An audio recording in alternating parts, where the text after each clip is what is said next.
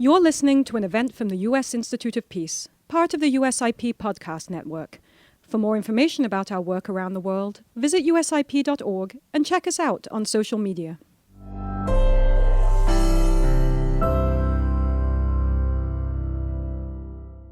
Thank you. I'd like to take a moment just now at the start to recognize the tragedy that occurred last night, not so far from USIP. There was a plane collision with a helicopter just down the river. USIP wasn't here the last time such a tragedy occurred, when the aircraft, due to icing conditions, landed on the bridge over 30 years ago. In any case, I want to recognize that. And we wake up mornings with terrible news on a fairly regular basis, but there are ongoing tragedies around the world as well. And part of our mission is to try to find ways to resolve and diminish the likelihood of such things. So thank you for being here today. On behalf of the Institute of Peace, I'm pleased to welcome all of you here, and especially friends and partners over the years, Dr. Doug Johnston and Martine Miller from the International Center for Religion and Diplomacy, Dr. David Little, whose foundational research with USIP in the 90s spearheaded the Institute's work on religion, and Kirsten Evans and Peter Mandeville, who have led the USAID Center for Faith-Based Partnerships in the Trump and Biden administrations, respectively. Good to see you all, and thank you. My name is Michael Phelan, and I am the Vice President of the Thematic Center here at the Institute of Peace. The center is home to USIP's Religion and Inclusive Societies program. Excuse me, a little tight. Our oldest thematic program, which focuses on the role of religious actors and institutions who are working for peace and security around the world. This year, we are commemorating 35 years of USIP's work on religion, peace, and conflict. Understanding religion's contributions to conflict and peace, and partnering with religious people and institutions who are pursuing peace, is essential to a more secure world. And indeed, as we will hear today, this approach to engaging religion to prevent and resolve deadly conflicts is informed by the deep history and traditions of the United States. As many of you know, USIP was founded in 1984 by Congress as an independent national institute dedicated to the proposition that peace is possible, practical, and essential for U.S. and global security. And we here at USIP seek to embody and empower that heritage. Throughout history, we've heard many great voices of peace emerge from religious communities at home and around the world. We continue to seek those voices. How does USIP meet that imperative? Well, we pursue peace by working on the ground with local partners. We provide people, organizations, and governments with the tools, knowledge, and training to manage conflict so it doesn't become violent, and work to resolve it when it does. Our staff work with local partners to make peace possible every day across the world, from Colombia to Nigeria to the Philippines. Through these peace-building efforts, we help to create conditions for stability, which in turn helps prevent the resort to migration, extremism, and even terrorism. Through our efforts to gird for peace, we make America stronger, safer, and ultimately more prosperous. As Secretary Rubio has recently said, without peace, it is hard to be a strong nation, a prosperous nation, and one that is better off. USIP's leading work on religion, conflict, and peace began with the imperative work of great leaders like Dr. Little, who helped found the religion program here at USIP, who, as I mentioned, we have the honor of having with us. We are so thrilled to be hosting this conversation with the International Center for Religion and Diplomacy. Dr. Johnston blazed the trail to recognize the important role of religion in foreign policy. His monumental book, Religion, The Missing Dimension of Statecraft, came out 30 years ago and continues to inform diplomacy and international affairs today. We are truly honored to hear from these distinguished founders of the religion and peace-building field as we reflect on the past 3 decades. We'll begin with a keynote address by Dr. Johnston. I then look forward to hearing from the distinguished lineup of speakers to consider the state of the field today and its prospect in the years ahead. This discussion will be moderated by our Religion Program Director, Palwasha Kakar. Now, it is my distinct privilege, both representing the Institute, but as a fellow retired naval officer as well, to introduce Dr. Johnston. Dr. Douglas Johnston is President Emeritus and founder of the International Center for Religion and Diplomacy. He was previously the Executive Vice President and COO of the Center for Strategic and International Studies, where he also chaired the Preventive Diplomacy Program and Maritime Studies Program. He is a distinguished graduate of the U.S. Naval Academy, holds a master's degree in public administration, a Ph.D. in political science, both from Harvard University. Dr. Johnston has served in senior positions in public and private sectors, including as Deputy Assistant Secretary of the U.S. Navy, Director of Policy Planning and Management in the Office of Secretary of Defense, Founding Director of Harvard's Executive Program in National and International Security. He is a retired U.S. Navy captain and has served as one of a select group that has commanded a nuclear submarine. His contributions to the field of religion, peace building, and diplomacy are innumerable. As a leader, as a writer, as a visionary, thank you all for joining us here today, and especially Dr. Johnston, welcome. We look forward to your remarks.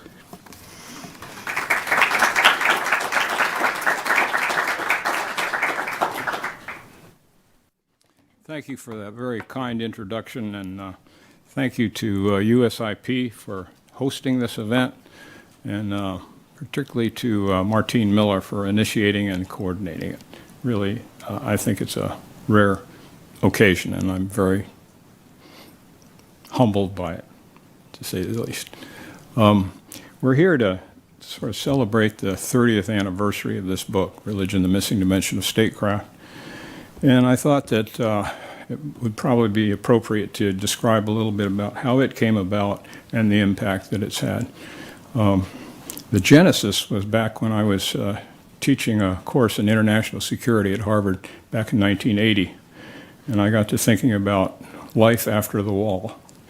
I had no idea when the wall was going to come down, but once it did, it was pretty clear that the bipolar confrontation between the United States and the Soviet Union had suppressed a lot of religious and ethnic kinds of antagonisms beneath the surface. And once that came off, it would seem that traditional diplomacy would have a real challenge trying to deal with these identity-based conflicts. By the same token, I'd been involved for more than a decade with the National Prayer Breakfast Fellowship, and I had seen instances where individuals were spiritually motivated laypersons were able to reconcile differences between people, between factions, sometimes bringing wars to a halt with no one the wiser for how it took place, because it was all done in confidence. And I thought if this kind of activity could be made known in a compelling manner to our policymakers and diplomats, there might be opportunities for government to reinforce it, to build upon it, but never try to own it, because that would discredit it totally. And to create a new synergy for peacemaking that didn't otherwise exist. So 7 years later, when I was being employed by the Center for Strategic and International Studies, I had an opportunity to act upon that thought. And so we started a project called Religion and Conflict Resolution, and struggled for several years. And thanks to USIP, it gave us the initial seed grant of $35,000, but that's not much. And it was only when the wall did come down in '89 that all the foundations that we'd approached finally got the message, and we got funded to the tune of something total of $354,000, every cent of which went into producing this book.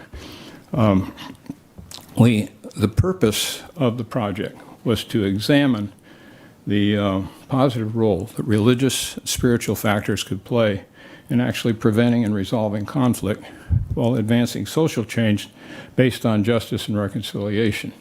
And we did this through a series of case studies. 3 of these case studies were about nonviolent struggles for political change. This involved East Germany, the Philippines, South Africa. 3 were about ending wars already underway in Nicaragua, Nigeria, and Rhodesia. and one was about reconciliation in the wake of major conflict. This was about France and Germany in the wake of World War II. And that's the one I'd like to just seize upon to give you a flavor for what the book's about. In the immediate aftermath of that war, a gentleman by the name of Frank Buckman, who headed an organization called Moral Rearmament. He was a Lutheran pastor, but he foresaw that unless something was done to achieve reconciliation between the French and the Germans on a personal basis, history was likely to repeat itself yet again. So he prevailed upon some like-minded colleagues that pooled their resources and purchased a grand old hotel on a mountain peak above, in coast Switzerland, above Montreux at the eastern end of Lake Geneva. It's a setting that I think one can only have heavenly thoughts in. It was so beautiful. But when they took it over, it was pretty dilapidated. It had been used by refugees during the war. So after about 6 months of effort, they then began a process of bringing together over a 3-year period some 2,000 French with 3,000 Germans. And these were preachers, teachers, labor leaders, you name it. It was the movers and shakers of society. And they achieved a lot. And in the course of that, that's when Konrad Adenauer, who was Chancellor of Germany, and Robert Schuman, Foreign Minister of France, met, and they became friends. And later jointly gave birth to Jean Monnet's European Coal and Steel Community Plan, which later morphed into the European Community and now today's European Union. Now, very few people before this book were even aware of that audit trail. And the gentleman who authored the case study on this is named Edward Luttwak, who's a widely renowned military strategist, one of the best in the world.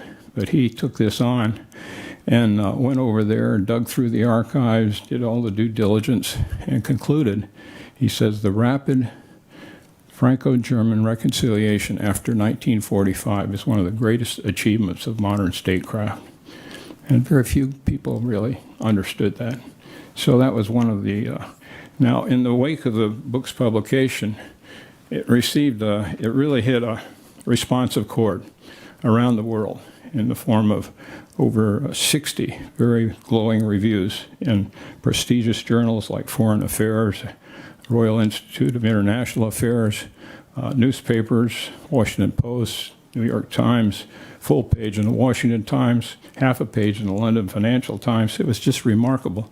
I can speak immodestly about this because this is a tribute to the world-class scholars and practitioners who were involved in this effort over a 7-year period, included among which is David Little, the author of one of our chapters. So good to see you again, David. And after a short while, you find that this book made its way into, as a required readings at a lot of universities. In fact, a friend of mine, I think he's here today, I don't see him, but John Unger, pastor, read it at Oxford. But it became a course text, but it also became required reading at the Foreign Service Institute, where we train our diplomats. And in 1999, Japan, interestingly, in a Sapio, which is their equivalent of Time magazine, cited it as one of the 12 most important books to read in preparing for the 21st century. So the book itself, though, is it's really about a kind of a limited role for religion in the sense that it's where religious figures or institutions can play a mediating role between two parties in conflict where religion is not involved in the problem.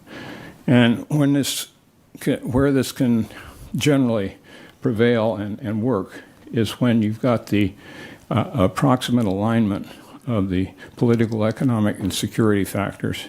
That is to say that things have been addressed in such a way there that it enables a breakthrough at a higher level of trust, which is what that religious third party brings to the party. Let me just, to underline the importance of this, I just want to quote a short passage from the book in the foreword by Jimmy Carter. He says, "Each of the principles at Camp David recognized peace to be both a gift from God and a preeminent human obligation. As the mediator of the talks, I am convinced that to have overlooked the importance of religion for both Sadat and Begin would have resulted in a failure to understand these two men. Such a failure could have had a pervasive and incalculable impact." So that's sort of what the book's about. Several years later, we produced another book that gets to the point of where religion is involved in part of the conflict. And let me read from that forward, just a statement. This is by Lee Hamilton, who was the former chairman of the House Foreign Affairs Committee and widely recognized as one of the most important foreign policy experts in the House. And he says, by the way, when you have religion involved in part of it, then you get to what's called faith-based diplomacy. And he defines it here very aptly. He says, "Faith-based diplomacy speaks to the heart, mind, and spirit of the combatants, to those things that they hold most dear, not simply to the intellectual or material issues that dominate the practice of realpolitik. In so doing, it provides a transcendent capability that under the right circumstances can resolve differences where all else has failed." Now, I'm mindful of the fact that some of the folks in this audience are possibly going to play a role in the Trump administration. And I wanted to just cite for your benefit that there's another book. It's called Religion, Terror, and Error. Subtitle is U.S. Foreign Policy and the Challenge of Spiritual Engagement. And this is one where it speaks to how we should think about realigning our practice of foreign policy to accommodate religious considerations. And from the foreword of that book by General Anthony Zinni, who was former Commander-in-Chief of the Central Command and also a former U.S. Special Envoy to the Middle East. He said, "This is a visionary approach that goes beyond the whole of government effort and which expands the current definition of smart power. From my 2 decades of experience in the Islamic world, I'm convinced that the vast majority of Muslims would embrace this approach as a means of clearly expressing their beliefs and enabling them to understand ours. The common elements of the 3 great Abrahamic religions have yet to be tapped as a means of reconnecting societies that have gone off track in their relationships and which need means to connect that go beyond the security, economic, and political approaches that have failed to resolve the pressing issues that divide us." So these gentlemen who were kind enough to provide the forewords were really, I think, very prescient in their own insights and thoughts about these things. Now, back to the book. 5 years after it was published, we established the International Center for Religion and Diplomacy. And what that's all about is bridging religion and politics in support of peacemaking, simply put. It was established in 1999. We started on a shoestring. $10,000 is all we had. So it's a bare bones beginning, and been hanging by our fingernails financially ever since, but that's the way this business goes. So what the purpose of the center is to do that bridging function. And over a period of years following, we visited a number of various hotspots around the world. And we confined those hotspots to situations that were of critical consequence to the United States in the hope that, our number one strategic goal was to facilitate the incorporation of religious considerations into the practice of U.S. foreign policy.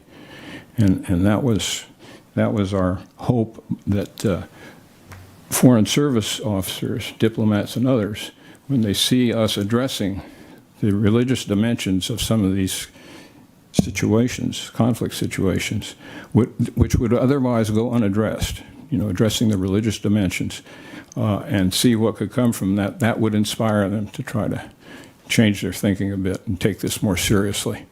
And over time, I think that did did work to good advantage. I just say that in those trouble spots, we would send inter-religious action teams, where at least one member of the team was of the same religious faith as the people we were working with on the ground. Or if there were more than one faith, we'd had more than one person there from the different faiths. And each one of these situations is unique. It's driven as much by personalities as circumstances. And it requires getting in there and figuring out exactly what is the most strategic approach that can be taken. But in every one of these situations, it called for the practice of empathy. It also called for the practice of what we called organic suasion, trying to build peace from within. And of all of the places we went around the world, Kashmir, Pakistan, Afghanistan, Iran, you name it, I think Pakistan best illustrates what I mean about empathy and organic suasion. Our goal there was to reform the madrasas, including those that gave birth to the Taliban. And what this consisted of was trying to change the pedagogy to create critical thinking skills among the students, because in these tradition-bound tribal cultures, there's not a lot of room for creative thinking.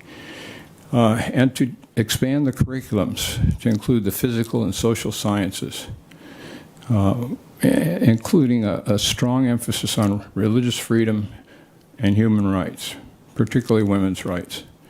And over time, the 8 years that we were involved, we engaged some 2,900 Taliban, madrasa leaders and faculty in this process from about 1,600 different madrasas.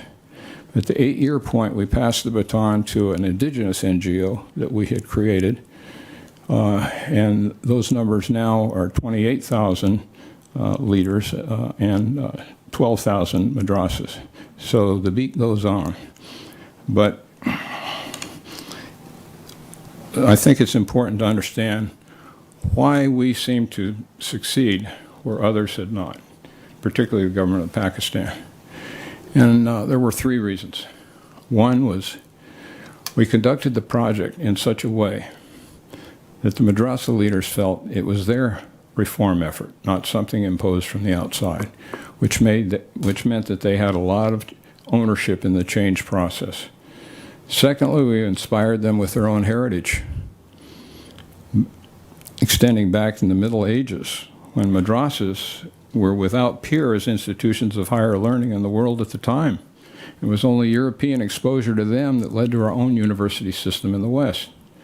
And you'd be amazed at how many of the traditions and mores of academe find their roots in the madrasas, from the gowns, the mortar boards, the tassels you wear, funding a chair in a given discipline, all from the madrasas. So it's quite remarkable. But I think it would probably be helpful. I'm going to share with you a few vignettes to sort of bring this alive, if you will. And any of you who are falling asleep, maybe this will perk you up a little bit. In one instance, I took our board chairman and the chairman of our executive committee over to Pakistan to visit 3 madrasas that had clear ties to terrorism. And the first one was outside of Karachi in a place called Dabori Town. It was a big madrasa, thousands of students. And we walked into the room, and it was full of rage because Israel and Hezbollah were locked in combat at the time, and anything Israel does, the United States gets the credit for. So to work past that rage, I reminded them of when the United States had intervened on behalf of Muslims in Somalia, Kosovo, Bosnia, Kuwait. And I said, but that's not why we're here today. We're here today to see if we can capitalize on religious values that we share in common to create a better relationship. And then I offered some quotes from the Quran, which I'd committed to memory, and a consolidated paraphrase would go like this: "O mankind, God could have made you one had he willed. But he didn't. He made you into separate nations and tribes so that you may know one another, cooperate with one another, and compete with one another in good works." I said, I and my 2 colleagues are here to open the competition in good works. And I said, the 3 of us happen to be followers of Jesus. And I said, we know you cannot be a good Muslim unless you believe some pretty wonderful things about Jesus. So let's ask ourselves, if he was here in our presence today, how would he want us to interact with one another? Well, in the course over the next hour, that rage was converted to acceptance, bordering on fellowship. It was really remarkable. Then we went up to Lahore and visited a madrasa that was identified with the London bombers. Same scenario, same impact.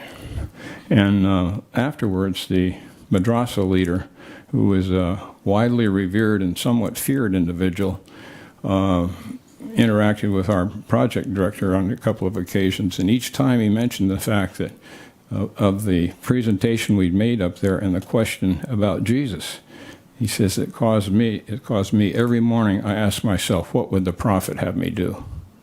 So, and without any training from us, that madrasa began a series of reconciliation seminars on its own. So you just never quite know what's going to happen once the seed's planted. In another situation, we were conducting a workshop of 16 madrasas surrounding the Swat Valley. Now, the Swat Valley is a resort area in the mountains of Pakistan, which the Taliban had taken over. So heads were rolling. And toward the end of the workshop, one gentleman stands up, a madrasa leader. He was also a commander in Lashkar-e-Taiba, which was the terrorist group that created so much havoc in their attacks on Mumbai, India, a few years earlier. He gets up and he stands up and he says, he says, I came here for one reason and one reason only. It's to discredit everything you have to say.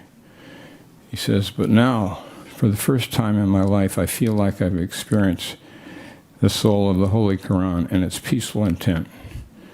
He said, but I'm full of rage because for 26 years, and he says, I'm going to change what I tell my students and tell them why. Well, a month later, we happened to revisit, and we had a CNN team along who had been wanting to capture some of our work, and he said it to them as well. And after that was over, he said, enough. I think he knew he was on pretty thin ice. Probably only got away with it because he was a terrorist commander.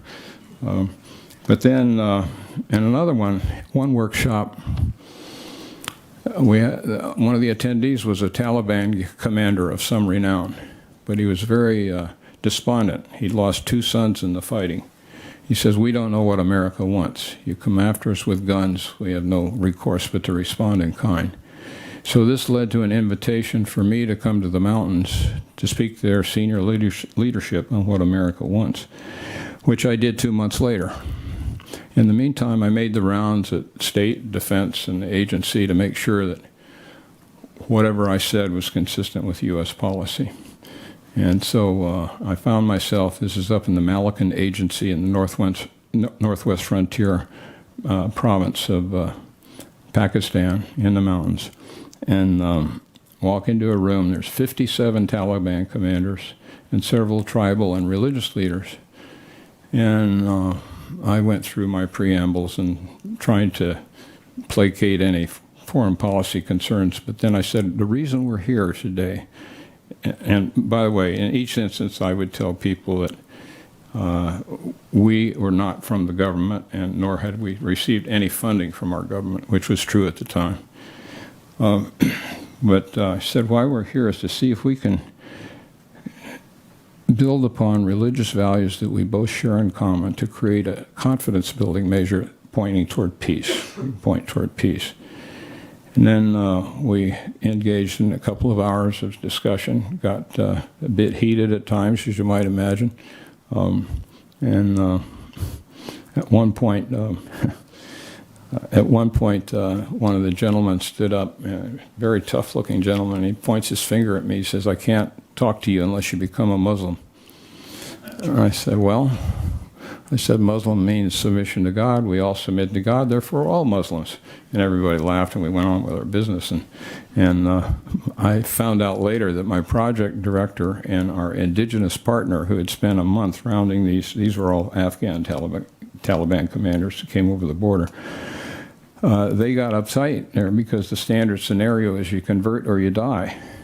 Well, I was totally oblivious to all that, and I thought to myself, the Lord really does look out for fools and incompetents.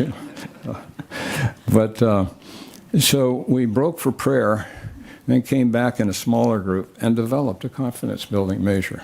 One of the things that was very clear to me was these folks seemed to really care about their people. And they were mortified that billions of dollars were being spent and nothing had made its way down to the village level. So the confidence building measure built around that angst, and what it called for was establishing a secure zone in about 1/3 of the province of Nuristan, which was right across the border in Afghanistan, and to provide private development assistance that would go into the villages. That was all well and good, except I could not get NATO to buy in on establishing the secure zone. So it failed. But where it did pay off was several months later, I received a call from the Korean ambassador asking if there was anything our center might be able to do to free the 21 Korean missionaries who were being held hostage by the Taliban. This was back in 2007. I think you probably may recall that. And because of the networking that we had done with respect to that meeting in the mountains with the Taliban commanders, we were able to play an instrumental role in getting those missionaries freed. So again, you just never know how all of this is going to play out. So I think that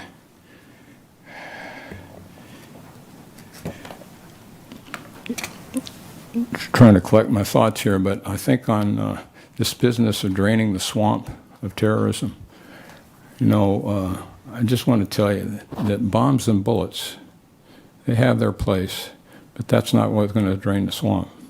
When you go down that road, you just create more terrorists. The cycle of revenge just takes hold. But if you win hearts and minds, that becomes contagious. And I must say, once you got past the veneer of rage and hostility with these folks, not only do they get it, but many of them became champions of what we were talking about at great personal risk to themselves. So that just, I guess in concluding, I would say I think it's important to understand that empathy is not sympathy. Empathy is doing the hard work to understand why the other party sees the problem the way they do. It might have to do with religious differences, ethnic tensions, some unresolved wound of history, who knows. But once you identify that, then you can look for any common ground to be able to come together.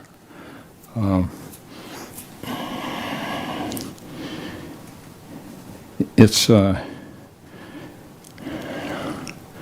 when Robert McNamara was asked, what is the biggest failure, what was our biggest mistake in Vietnam? He said it was our failure to empathize with the enemy. He says we did not take the time to really understand the culture and the history. And, you're left with lots of unintended consequences when you don't do your homework. And to cite the words of a revered Chinese general and strategist, Sun Tzu, who wrote the authoritative book on war. It's called The Art of War. In there, he says the supreme art of war is to achieve your objectives without resorting to conflict. I think that's great advice, not only then, but particularly for today. Anyway, thank you so much for your attention. I appreciate it.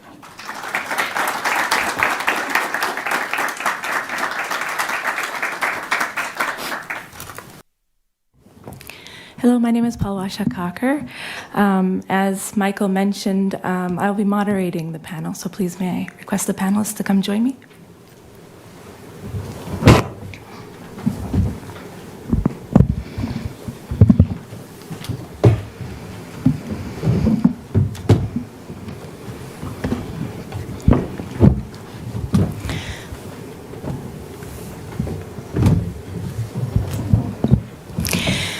Peace be with all of you. And thank you so much for that thoughtful reflection, Dr. Johnston. It's really remarkable that it's been 30 years since you published that book on religion, the missing dimension of statecraft.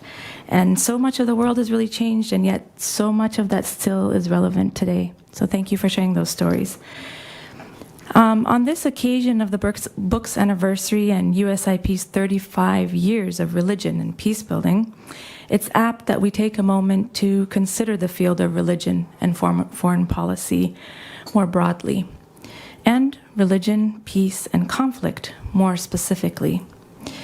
We're so fortunate to you, Dr. Johnston, and to Dr. Little here, as the two founding fathers, so to speak, of this field, and that the work that you both did in the 90s was instrumental in shaping how policymakers, diplomats, and practitioners understand religion's place in ending conflict and building peace today. I'm really pleased to be joined on this panel by such distinguished partners and indeed friends, people that I have met prior to my time at USIP, but also worked with here. So let me first start by introducing Dr. David Little, who I met while I was studying at Harvard, and I got to sit in on his classes. This was right after 9/11, and it was a time where we were really thinking about human rights and religion, and it was really a privilege to be able to hear your thoughts at that time when we were all struggling.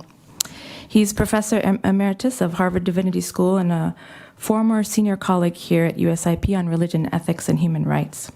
He's currently a research fellow at Georgetown's University Berkeley Center and continues to be a leading authority on the history of religious freedom, ethics, and human rights, and religion and conflict resolution. Dr. Little retired in 2009 as the T.J. Dunphy Professor of the Practice of Religion, Ethnicity, and International Conflict at Harvard Divinity School, and as an associate at the Weatherhead Center for International Affairs at Harvard University. And until the summer of 1999, he was a senior scholar on religion, ethics, and human rights here at the United States Institute of Peace. And also, he was a member of the Advisory Committee to the State Department on Religious Freedom, which is really important in the history of international religious freedom here in the United States. Martine Miller is the interim president of ICRD and has a long career working across the globe as a mediator and conflict transformation specialist. I first met her actually in Afghanistan, and we've done a lot of work together in this space. But let me go through some of her amazing accolades and achievements. Of course, this is not extensive of everything that she's done, but she's a mediator and conflict transformation specialist with over 20 years of engaged experience in communities and governments. I think what's interesting is the work that she's done in ASEAN, both with non-governmental and governmental organizations and academic institutions. And her work's engaged directly in post-war reconstruction and development contexts across 70 countries on all continents. She derives her formal education that's linking to practical mediation and conflict transformation, and skills from both having a master's in international humanitarian and human rights law and a master's in politics, post-war reconstruction, and development. She has also done engagements with Harvard University's program on negotiation and the International Committee for the Red Cross and Red Crescent, and has been guest lecturers in many universities here around Washington, D.C., but also internationally in Asia. Let me next turn to Kirsten, dear friend of mine, and was so privileged to be able to work with Ms. Kirsten Evans when she was at USAID directing the Faith-Based Partnerships Office, and we were working together on the Evidence Summit there. She's currently the Vice President of Church and International Engagement at the Catholic University of America, and she was the Director of the Center of Faith and Opportunities Initiatives and acted as a Senior Advisor to USAID's Administrator, Mark Green, on global engagement of the faith-based community. Prior to USAID, she was the Chief Operating Officer of Ecuador by World Fund, a nonprofit organization utilizing public-private partnership for innovative leadership and professional training. She's done work with public school educators in Mexico and Brazil. And in 2014 and 2016, she served as Executive Director in Defense of Christians here in Washington, D.C., advocating for the protection and preservation of religious minorities in the Middle East, shaping U.S. foreign policy, recognizing Christians, Yazidis, and other religious minorities. So not only does she have experience at USAID, but also in advocating for the rights of religious minorities and engaging in that space. She previously represented the United States Conference of Catholic Bishops in its ongoing relationships with Muslim, Jewish, Sikh, Orthodox, and Christian communities. So she has a lot of experience also working in this interfaith space, which we hope to hear from soon. And finally, let me turn to Dr. Peter Mandeville, who has also been a close colleague here at USIP and a mentor as well to me on this program. He's the professor of international affairs in the Shar School of Policy and Government and the director of the Abu Suleiman Center for Global Islamic Studies in the College of Humanities and Social Sciences at George Mason University. He also, most recently, served as the director for the Center of Faith-Based and Neighborhood Partnerships at USAID, and is the senior advisor for faith engagement at USAID.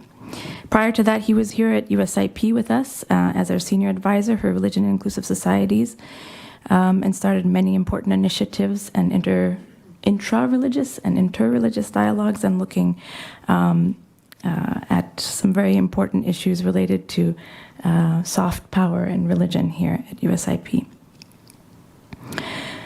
He also has experience working at the U.S. State Department and as a senior advisor in the Secretary of State's Office on Religion and Global Affairs, which we hope to hear his reflections on as well. And he's been a fellow at Brookings and a fellow at the Pew Research Center, and held multiple affiliations with organizations such as the RAND Corporation and the Center for Strategic and International Studies. And he's authored very important books also in this space, including the book on the geopolitics of religious soft power most recently. So with that, I would like to get started with some questions.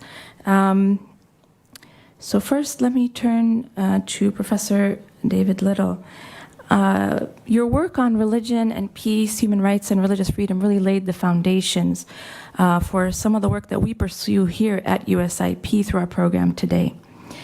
Would it be possible for you to share your reflections on that research that you undertook 30 plus years ago, and the ensuing religion and peace building work that you led at USIP and beyond that time? Sure. Pleased to be here and to be reassociated with my old colleague, Doug Johnston, who's done such creative work in the field of religion and diplomacy. I was pleased to be somewhat part of that early work, and it's marvelous to renew our acquaintance. I was employed by USIP in 1989, 2 years after the collapse of the Soviet Union. The demise of the Cold War really exposed a number of things that had been festering for a long time, and most especially the burgeoning spirit of nationalism. That was true, as many of you will either recall or have read about, in places like Bosnia, Sudan, Sri Lanka, Ukraine, and many other spots. In case after case, that spirit of nationalism often was intertwined with religious identity and commitment. and was associated with violence or potential violence, and as such appeared to us at that time to be a worthy subject for study by a newly formed U.S. Institute of Peace. What was it, we asked ourselves, about the dynamics of nationalism, and particularly about the role of religion and ethnicity, that generates violent conflict, and what might be done in response to and to help pacify those dynamics? On the basis of earlier academic work I had done in the field of human rights, and I spent 2 years here before I was hired as a Jennings Randolph Fellow working on human rights and religion. On the basis of that experience, I was well aware of the much advertised link between human rights and peace, prominently declared in all of the human rights instruments. It occurred to me that examining examples of fervent nationalism with the potentiality for violence that those examples seem to hold could provide a very interesting occasion for testing that link between human rights and peace. More especially since religion is such a conspicuous factor, a study of that kind could also help to address the more precise link claimed between religious intolerance and violence. That is, as you may recall, stated very clearly in the preamble to the Declaration on the Elimination of Discrimination and Intolerance. It says, disregard and infringement of human rights and fundamental freedoms, in particular regard to freedom of thought, conscience, religion, or belief, have brought, directly or indirectly, wars and great suffering to humankind.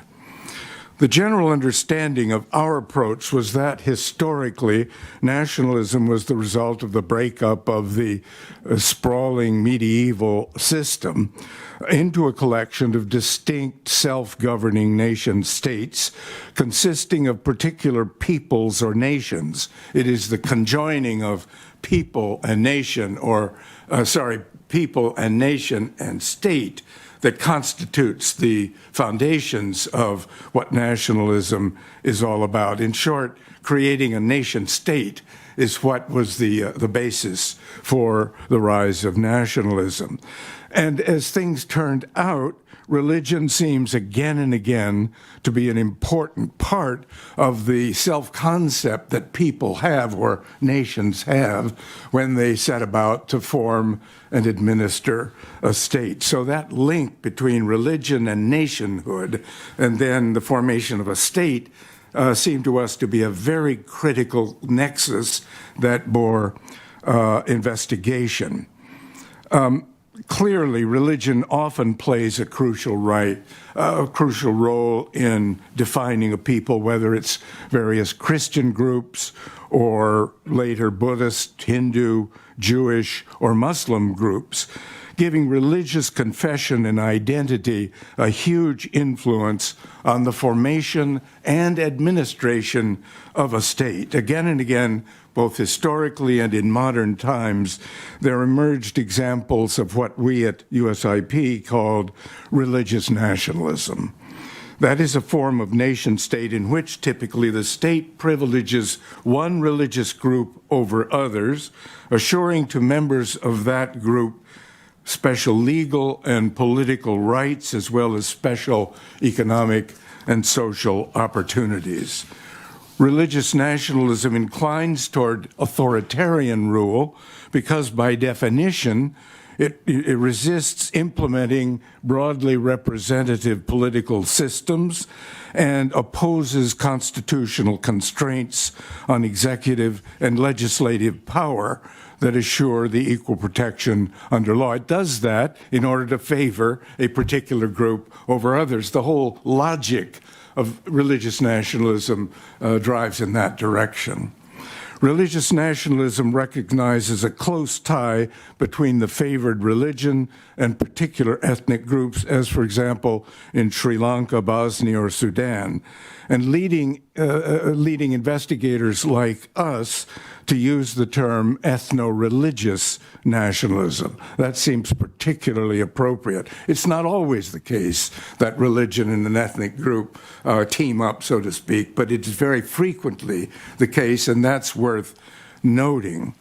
Observing as we did that the examples I mentioned, Sri Lanka, Bosnia, Sudan, suffered serious forms of violent conflict in the 90s, we took it as one of our study's key objectives to determine the degree to which religious or ethno-religious biasing in matters of law, politics, and economics contributed to the violent conflict, and if so, to provide an explanation for why that is so. How is it that religion in these different cases comes to formulate a favoritism of one group or another and inclines to shape a political system to the benefit of that particular group? That bears historical investigation, and we tried to engage in that sort of investigation in coming to the conclusions that we did.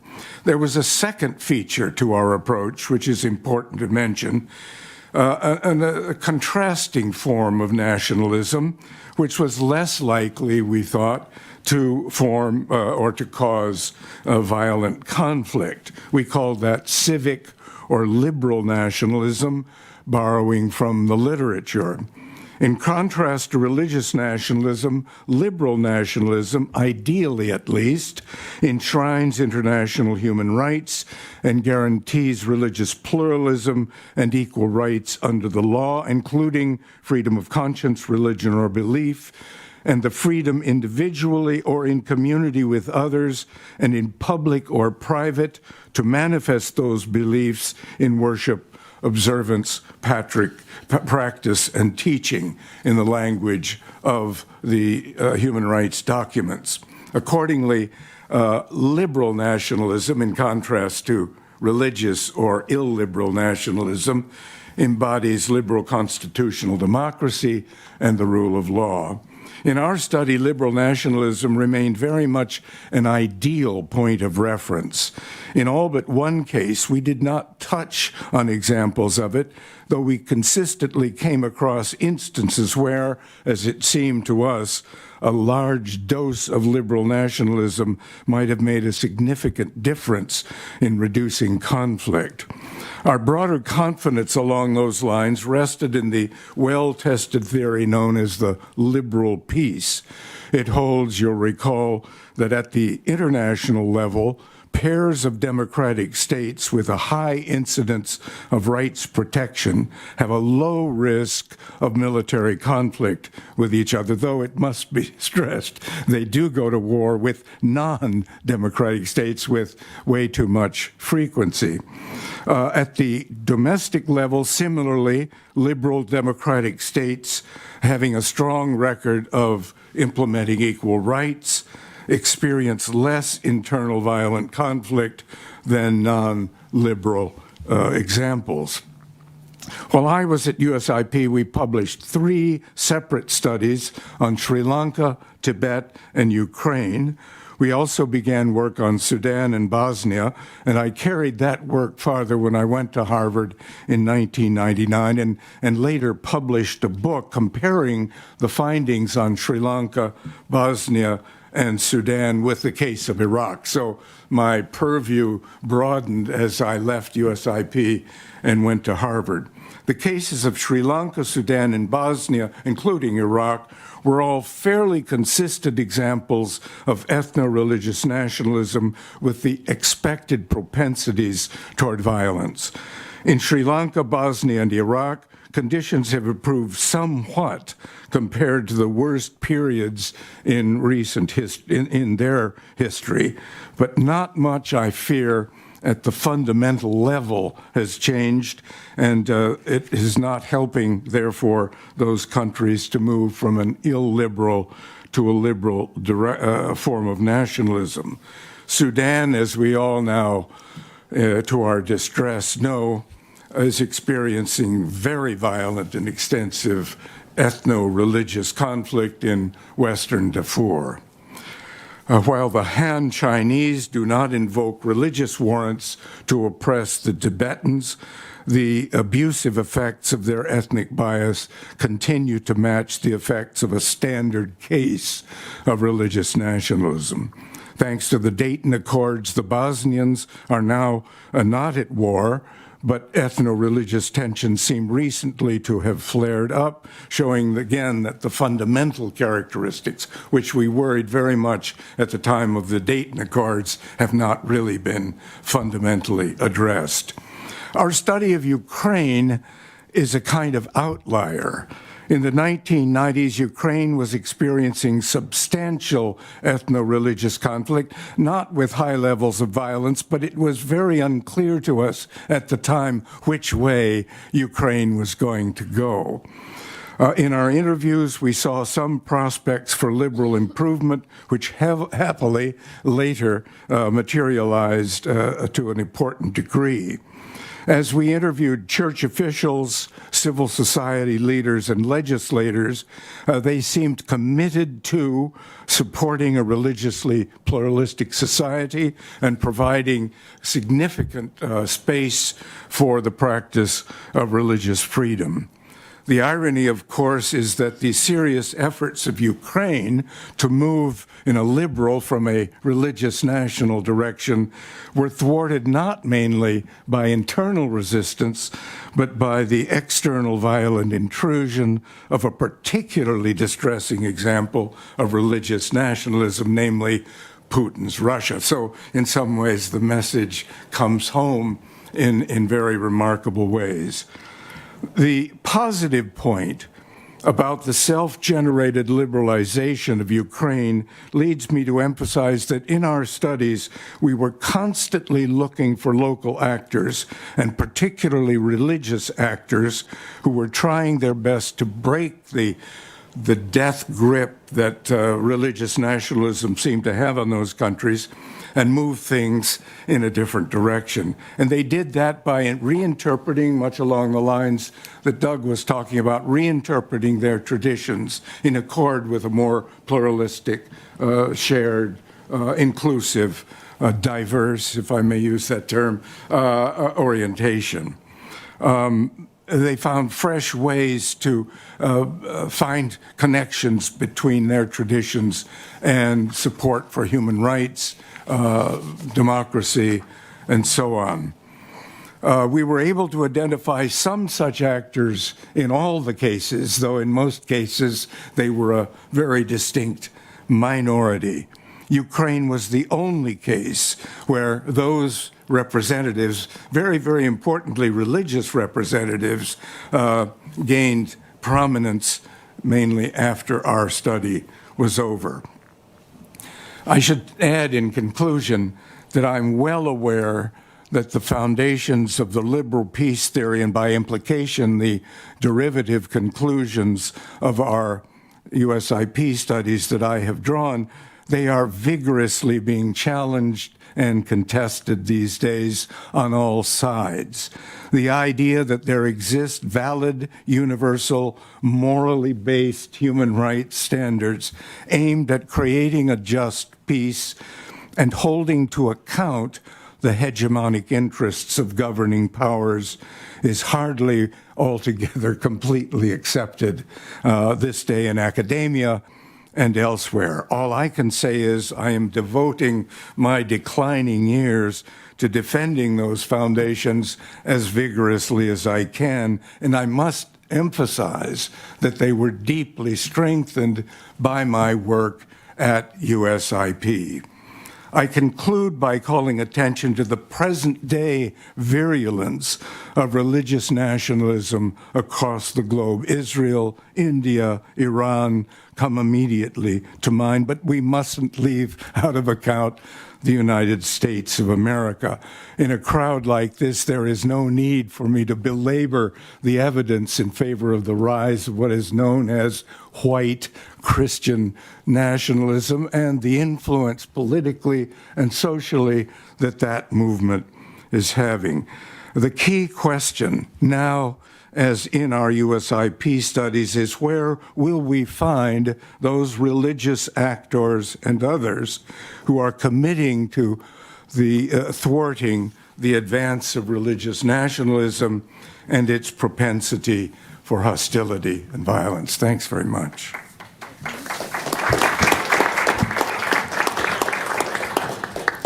Thank you so much, Professor Little, and giving us that history, the historical perspective, and how history has really laid out the importance of religious freedom, and the examples that you gave were very real, considering the conflicts that are ongoing in many of the places that you looked at, including Ukraine and Sudan.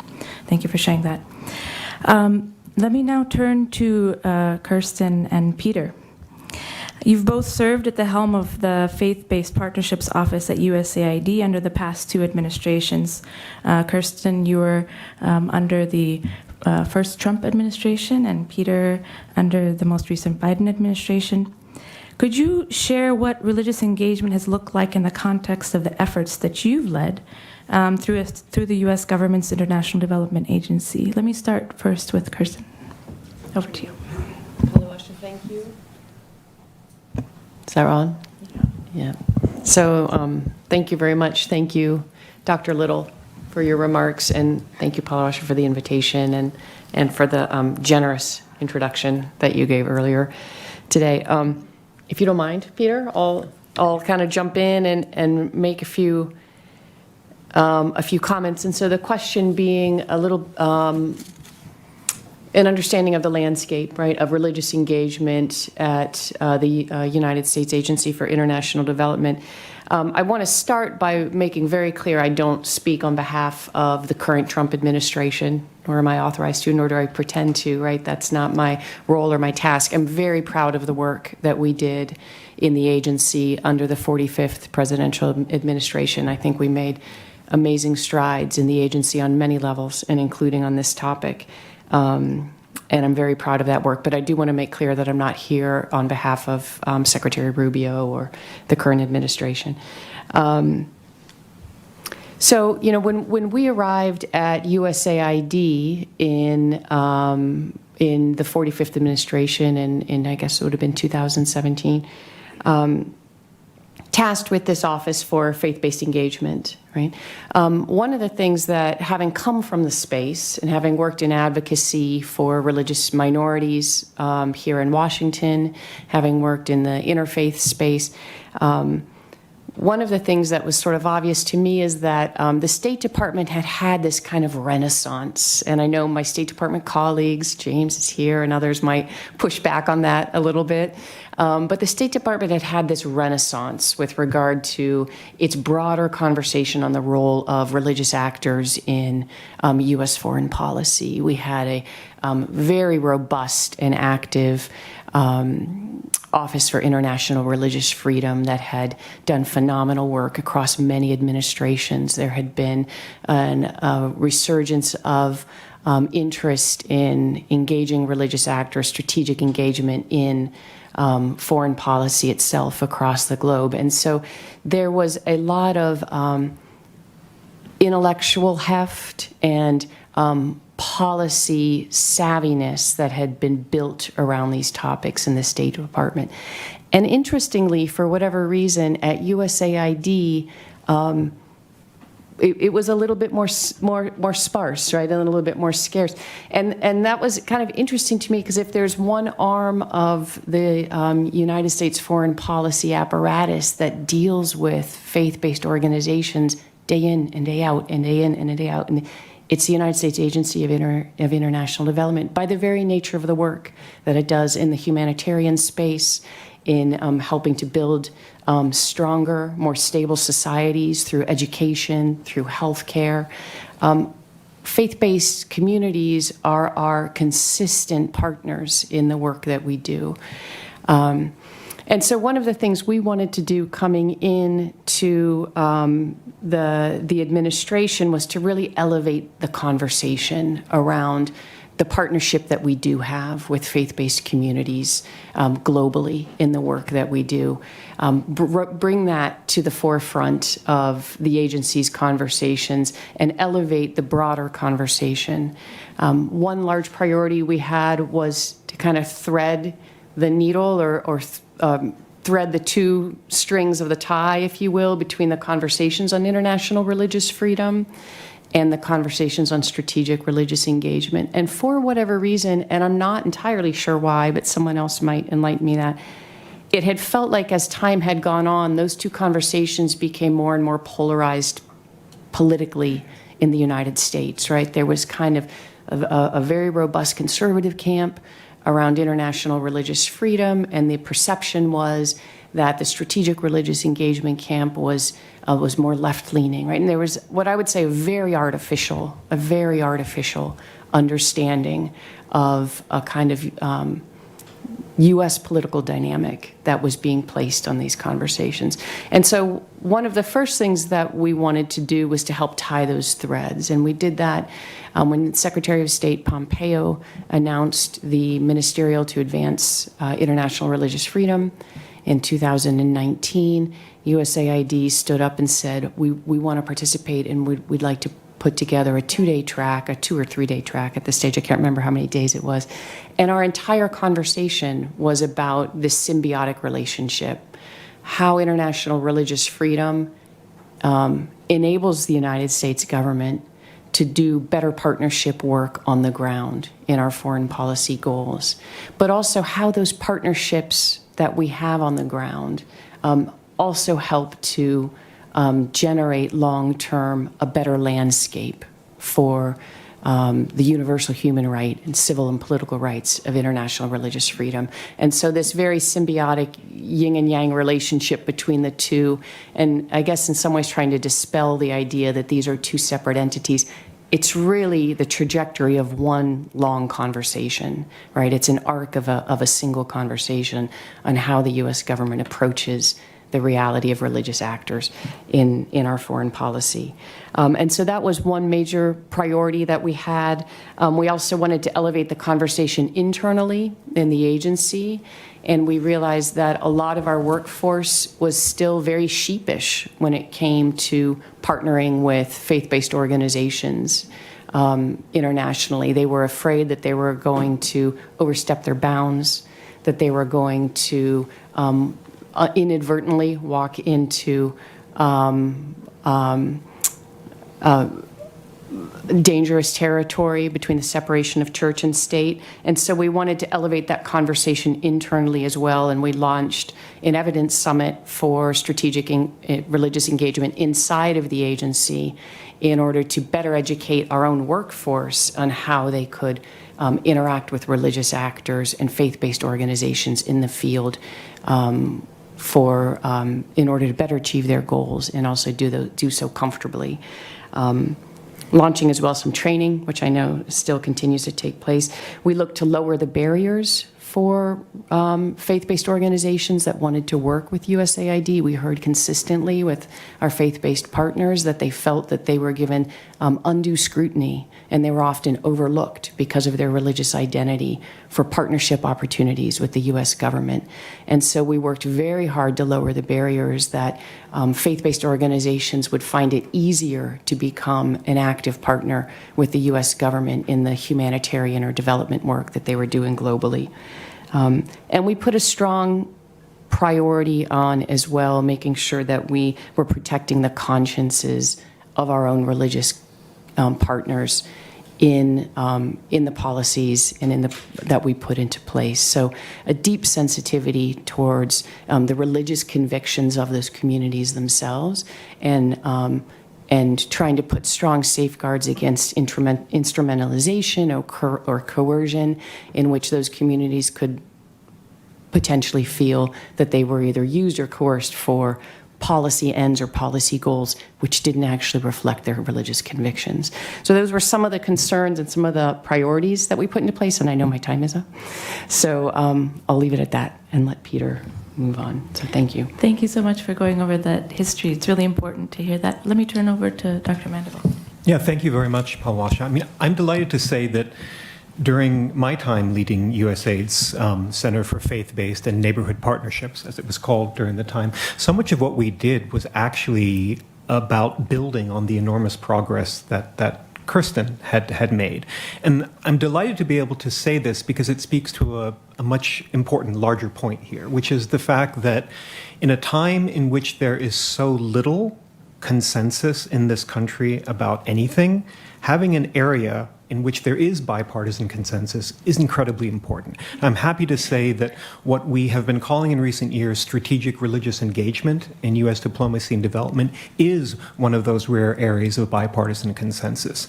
The center that Kirsten and I had the privilege of leading was first established in 2002 under the George W. Bush administration, and its mandate has been renewed by every administration since, Republican or Democrat. And there's power in that. During my tenure, during the Biden-Harris administration, USAID released the agency's first ever policy on strategic religious engagement. We're very proud of this because it wasn't just USAID's first official policy on religious engagement, it was also the first time that any US government agency had developed and publicly released an entire official policy explaining why partnership with faith-based actors is an integral component of the work that agency does. But there's an aspect of this policy that we launched that also points back to that broader point about bipartisan consensus. While it was indeed launched here at USIP by former USAID Administrator Samantha Power in September 2023, the work to create that policy actually began during Kirsten's time. Indeed, I'll go further. I would say that a majority of the text of the policy as released was actually drafted under Kirsten's leadership. Now, that's an incredible thing to be able to say, that a Democratic administration received a policy architecture from a Republican administration, took a look at it, made a few tweaks, and then released it. We don't see that happening very often. And so I think there is power in this space of religious engagement for us to forge and find new areas of consensus as a nation going forward.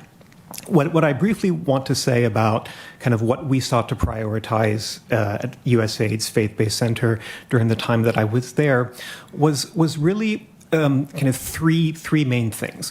One is to enhance the capacity of the USAID workforce to systematically integrate partnership with faith-based organizations and actors into the work they do. USAID had been working with faith-based organizations since the 1960s, since the agency opened its doors. The establishment of the center kind of allowed us to start thinking more systematically about that. But what we've been trying to do over the last year during my time there was to kind of turn religious engagement almost into a technical discipline. Those of you who are familiar with USAID will know that it's a very technical place. There are procedures. There's, because USAID is mainly about moving resources around, there are naturally and appropriately a lot of regulations and compliance requirements. Very technical place. What we wanted to do was to make religious engagement akin to a technical discipline that would be able to interface effectively with the agency's other standard operating procedures and things like the training that Kirsten mentioned that we've been delivering in partnership with James Alexander and the State Department's Office of International Religious Freedom. It's a very important part of that. Second, and knowing that there are ongoing questions about U.S. foreign assistance, questions about the value of that, the resources committed to it, we also see faith-based partnership as an opportunity for burden sharing, if I can put it that way.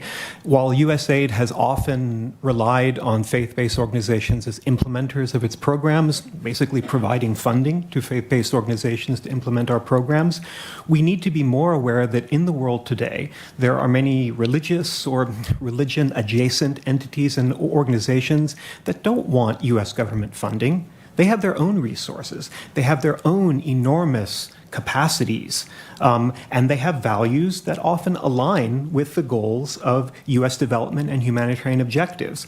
And what kinds of partnership opportunities can we create that would allow entities like that to bring their resources and approaches alongside the resources and capacities of the U.S. government to work in partnership?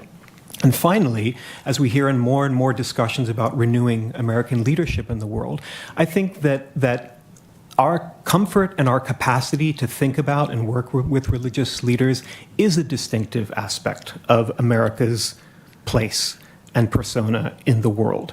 I think it is an opportunity for us to provide global leadership. And so I, going forward, would love to see us work more to, for example, leverage the religious engagement policy that Kirsten and I were involved in helping to bring to the world, leverage that as a tool to help foster a greater conversation amongst the U.S. government, our foreign assistance agencies, and other humanitarian and foreign assistance agencies, other official donors and multilateral organizations, so that we can combine our respective approaches and resources to do more of this religious engagement work as effectively as possible. Thank you. Thank you, Peter. I think that point about partnerships between religious institutions and U.S. government is so important to bear, and the importance of really being able to have that add-on effect of the two working together. But thank you for also highlighting the importance of this being America's heritage. And, one thing that many of us, myself included, we have ancestors who came here in pursuit of religious freedom. And that is a really important story, as Dr. Little mentioned, about how we understand ourselves and our nation. But the examples that Dr. Johnston gave in his book about the partnerships that can happen really seem to be influencing some of the practices that we're hearing from Kirsten and Dr. Mandeville. And let me just ask one further question, since Peter, you were at State Department as well. Could you reflect on some of the lessons learned from your experience there in doing some religious engagement, which was different than the work that you did at USAID? Yeah, no, thank you, Palwasha. It was very different to work on these issues at the State Department compared to USAID. And at USAID, there was, in some ways, a much clearer understanding of where religious actors fit into the agency's work just because of the mission, right? Religious and faith-based organizations were, first and foremost, implementing partners. Whereas at the State Department, the questions of how to think about religion in relation to diplomacy, in global diplomacy, were in some ways much more difficult to engage. Part of the challenge is one that Kirsten already referred to, and that is helping to create a space where at the State Department we were talking about religion and religious engagement separately and distinctly from the space focused on the promotion of international religious freedom abroad. Right? Because when the State Department's Office of Religion and Global Affairs was established in 2013, up until that point, the only explicitly religion-inflected office or unit at the State Department was the Office of International Religious Freedom. I think a lot of our colleagues at the State Department heard the word religion and their mind just went immediately to promoting religious freedom. And so what we're trying to do in that office is to say, yes, absolutely, the U.S. government does that, and it does that as a matter of law because of the International Religious Freedom Act of 1998, and we do that because it's a crucial component of our broader human rights commitments and human rights function. But there's also a separate, related, complementary, but also functionally separate and distinct set of conversations to be had about what it means and looks like to engage and work with religious actors in order to advance U.S. diplomatic objectives more broadly. And I think, we made some progress in that regard in areas like the role of religion in work focused on combating corruption, issues related to protecting the natural environment and climate change. As USIP knows very well, the role of religion in resolving conflicts and peace building work. But, I left both my time at State Department and USAID, I think, mindful of kind of three core issues as challenges facing the work that we do in this space. One is, again, the point that Kirsten made about the relationship, and often difficult, and sometimes I think unnecessarily difficult relationship between the religious engagement work and the promotion of religious freedom. It's not only the danger of us slipping into the idea that there's a sort of partisan distinction there, that conservatives care about religious freedom and progressives or liberals care about religious engagement. I think even among co-partisans, there was sometimes the sense that the the strategic religious engagement function and the religious freedom promotion function were in competition with each other. And so I think we do need to figure that out. Second, I think there are a set of challenges facing this work that are generated by the Establishment Clause of the U.S. Constitution and legal constraints around this work going forward. There are very good reasons that the U.S. Constitution sets guardrails around the relationship of the federal government to religion. But I think that sometimes the way those are interpreted and enacted in rules and policy and practice actually remove the power of religion as a source of values from the equation, when the whole point that we're trying to make is that religion is a powerful force precisely because of its content. And so questions about how we can engage the content of religion in this work while still being mindful of necessary legal constraints, I think is very important. And finally, just kind of thinking about the big picture of geopolitics, I think there was a period of time when this work was being developed when the United States, in terms of great powers in the world, had a bit of a monopoly in our capacity to do this work, to bring religious outreach and religious engagement into our national security and foreign policy and foreign assistance work. You look around the world today, there are other countries, many of whom that are considered strategic rivals of the United States. I think of Russia. I think counterintuitively even of China, a country that you usually think of as being sort of antithetical to religion when you think of the suppression of Christian groups in China, mass atrocities committed against Muslims in China's own western provinces. China is itself actually using religion as a soft power tool, reaching into its Buddhist heritage in order to build connections of solidarity along the geography of the Belt and Road Initiative. There are other global players that are making geopolitical uses of religion in ways that are fundamentally transforming the landscapes in which we do this work. And I think U.S. foreign policy, diplomacy, and development policy, or defense policy, need to get a better handle on that. Thank you. Thank you, Peter. You laid out quite a wide range of ways that religious engagement is important in the work that we do. Let me now turn to Martine. You've been working for many years with people of faith, including women and youth, where we've engaged the most on, as well as looking at the role of religion in formal peace processes, and we've partnered together on that. We heard some examples from Dr. Johnston about some of the ways that religious actors build peace in their communities and how we can engage in that space. I'm wondering if you could share some examples, but in the context of how that helps us in the future, looking for opportunities in the field of religious peace building and how we can grow in the future.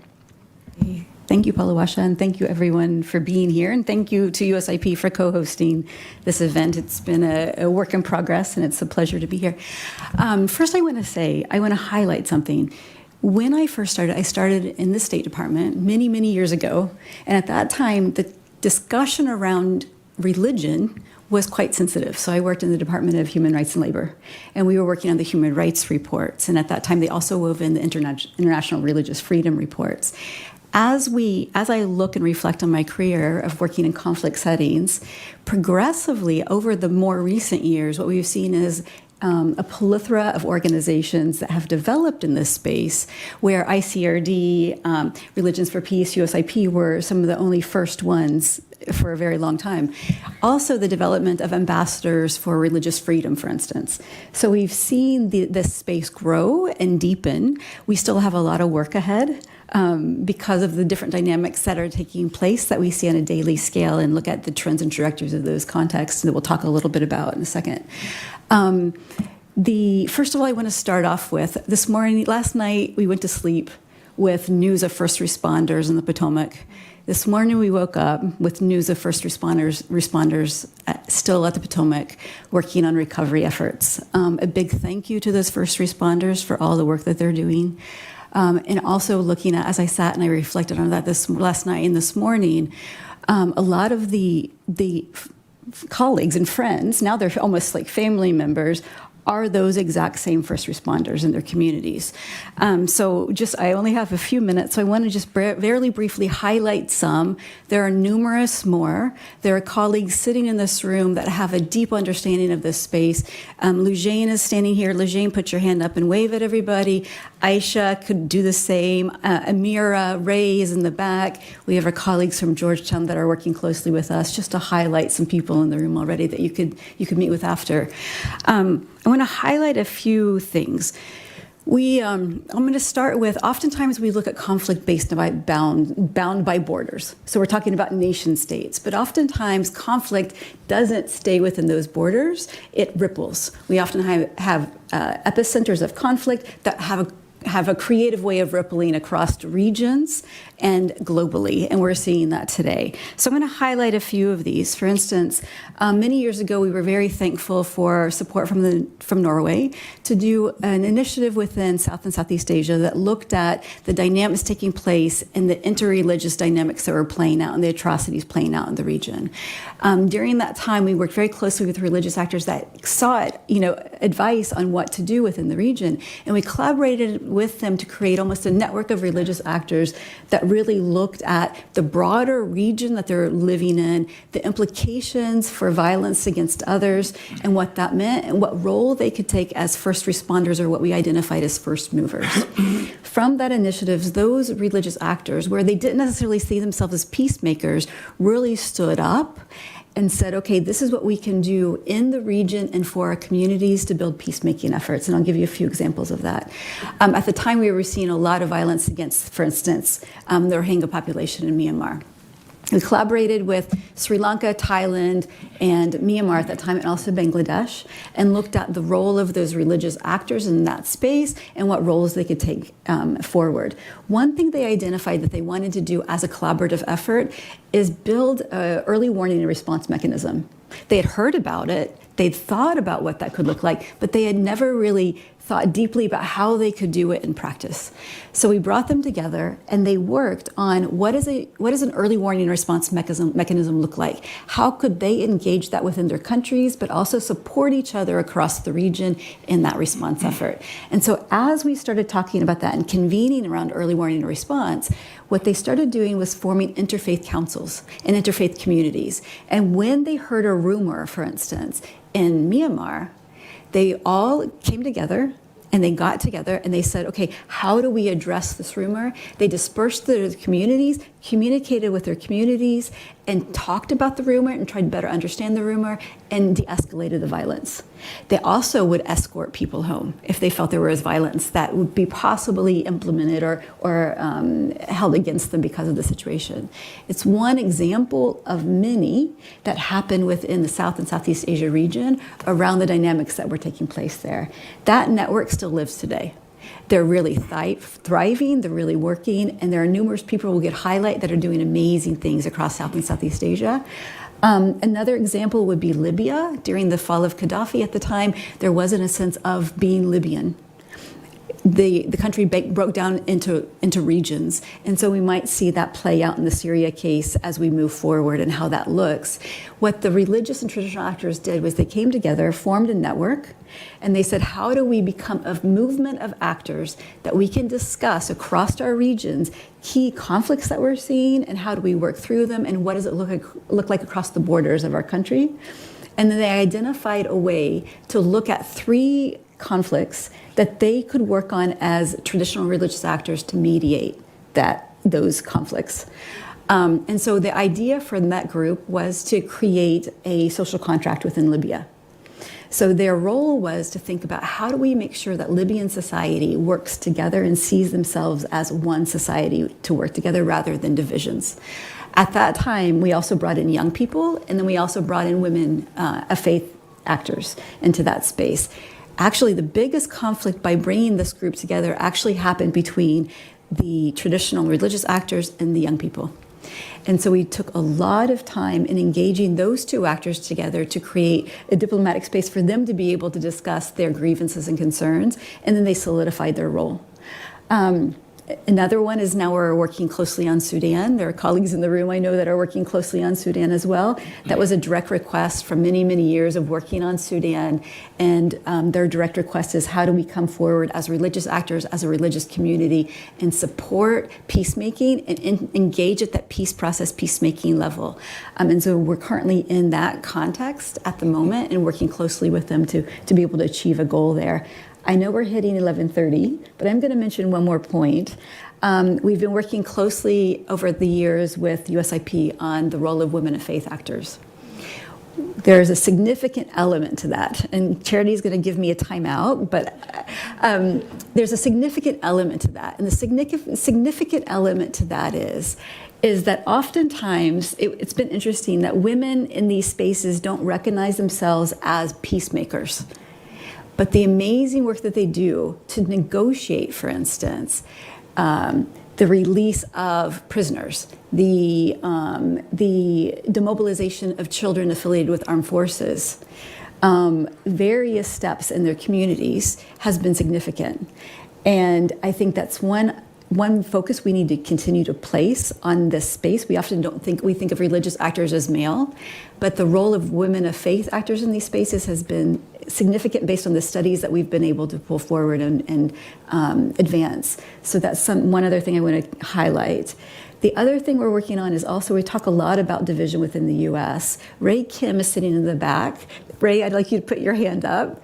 Ray Kim is working very closely with communities across the U.S., particularly religious communities, religious actors, on how to bring communities back together in dialogue. And so those are just a few, but I want to put one more thing, the final thing on the table, is the biggest thing that's come up most recently is all of these actors have done amazing work on the ground. Just astounding work on the ground. I wake up in the middle of the night with nonstop messages coming in and phone calls. And the thing that's come up most persistently is exactly what Peter's mentioned here, is around the geopolitical space. They are consistently asking, how do we work now within the geopolitical dynamics that we're seeing? So one thing as an organization we're doing is we have 3 Georgetown students with us today that are standing in the front, or sitting in the front here. They're working with us on an initiative for the Middle East to look at the geopolitical overlay of the conflict in the Middle East and how do we understand it, how do we share that information with policymakers, and how do we engage civil society in that geopolitical space to create a healthier environment for our work together. And that's a quick roundup. So thank you. Thank you so much, Martine.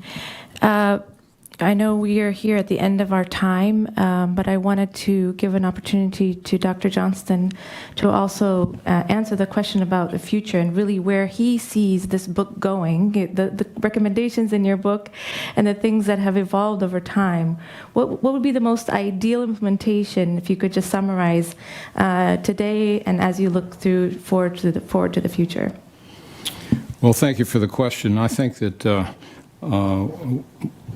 all of this, one of the bottom lines for all of us, not only nationally but individually, is that when another nation state is causing us serious problems, our tendency always is to start dehumanizing them so that we can make it easier to oppose them, if not destroy them.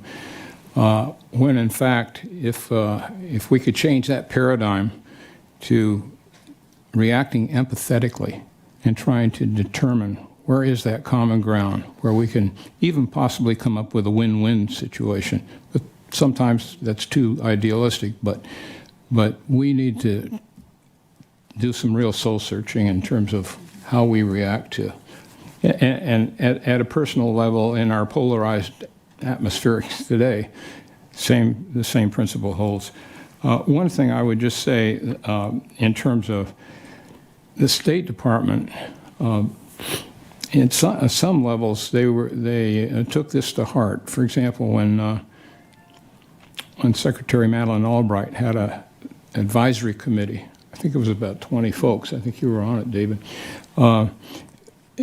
Its purpose was to look at nation states where religious freedom wasn't being honored and to hit them with a hammer.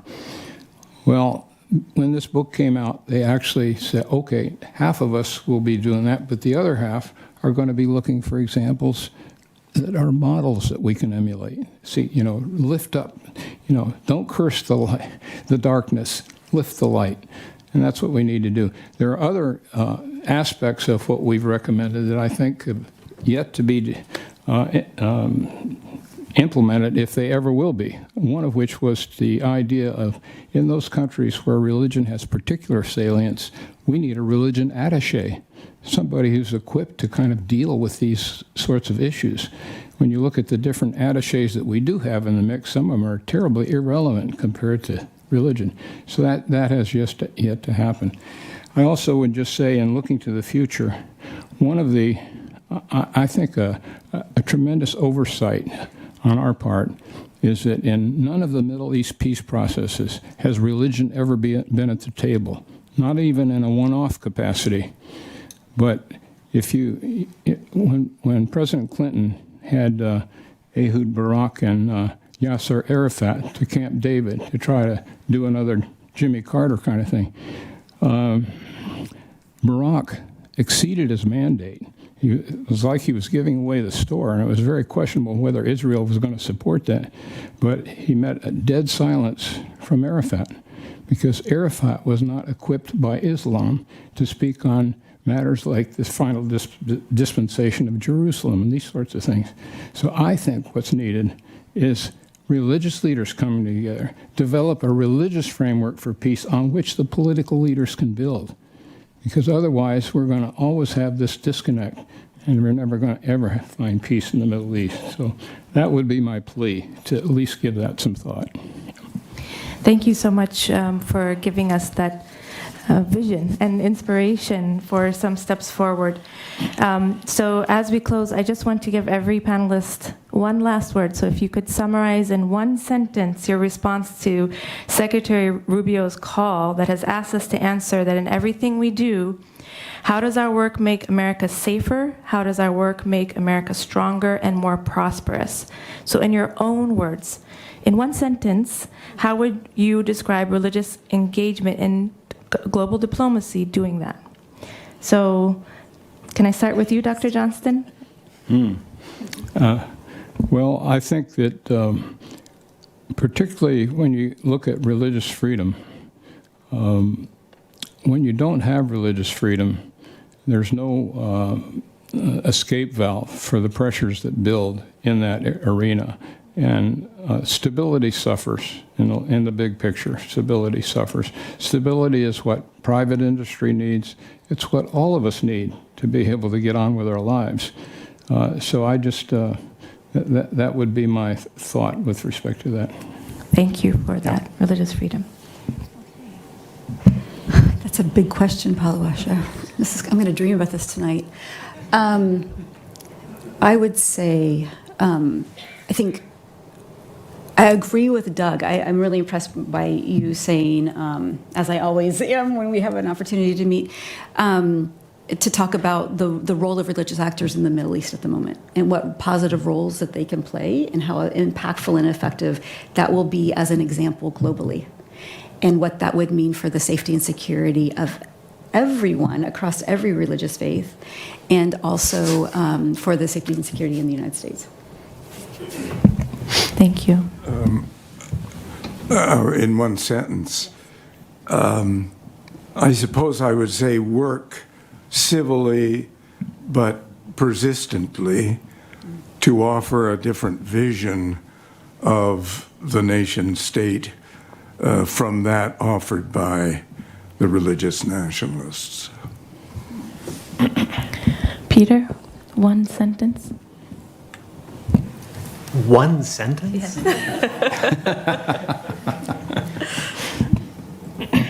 I think globally today, there is enormous frustration and a sense of alienation from prevailing political, economic, and military orders. Those that have been created by that set of processes, an approach that we called international liberalism, for better or for worse. Religion is a space that has managed to maintain a certain separateness and moral authority in the face of the creation of those orders. And so there will be power in religion, in finding alternatives and moving beyond those contradictions.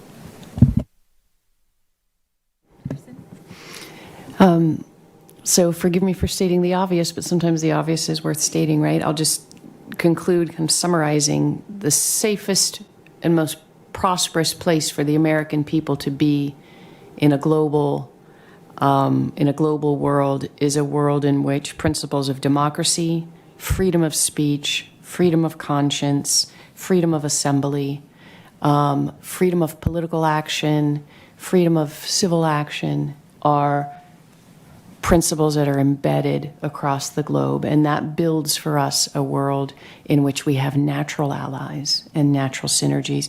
To Peter's point earlier, our biggest global adversaries in the world today, if not atheists, are frequently at least religiously binary, right? They're theocratic or they're religiously one-sided, and so a world in which democratic and pluralistic principles and freedom of speech are strongly defended is a safer world for American prosperity.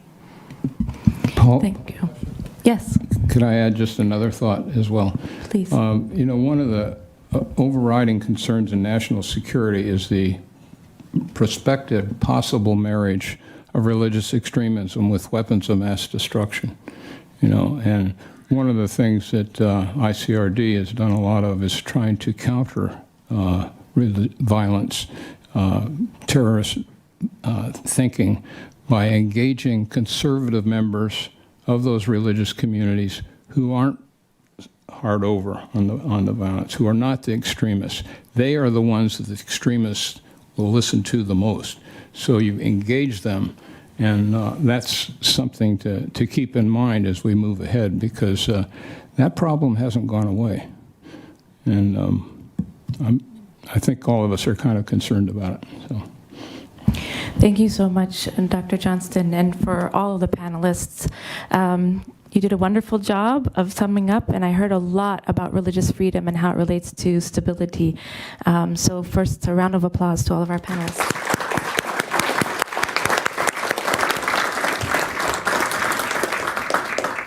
Second, I just wanted to close by saying here at USIP and in partnership with ICRD, we are planning to continue to have these conversations.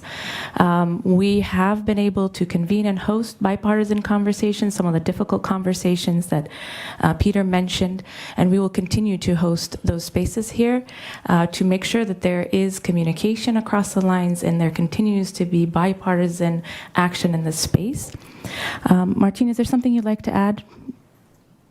I think just in connection to that, we're going to be thinking about successive meetings that take place and that we'll think about as we move forward. So keep an eye for any more communication. If you would like to speak with anyone that's engaged in ICRD or USIP, you can look around the room. There are quite a few here. So don't hesitate to reach out to us, because we're pleased to have these conversations and listen to your thoughts and share thoughts and collaborate further. Thank you. I would like to actually end with the words of Reverend Susan Hayward, who was the director before I started directing the team and was a mentor to myself. And she gave these words at her state legislative in Minnesota. And in a way, it's a prayer that I would like to end with. God of many names, truth that sets us free, we gather today during an extraordinary time in this country, a Kairos moment, a time of discord when many feel anxiety and fear, when our society and systems are sputtering and seizing, and a time ripe with possibility for new ways of being together.